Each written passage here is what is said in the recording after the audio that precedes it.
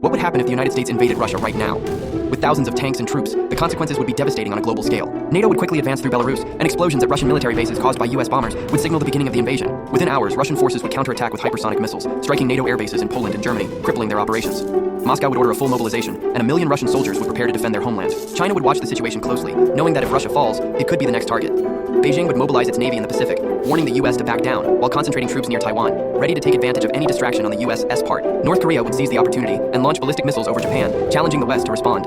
India, unsure whether to remain neutral or prepare for war, would strengthen its borders. In the Middle East, Iran would seize US bases in Iraq, and Israel would launch preemptive strikes to prevent a regional escalation. Saudi Arabia, fearing its oil fields would be targeted next, would mobilize its air force. The global economy would collapse, stock markets would crash, and food shortages would spread. The world would plunge into panic.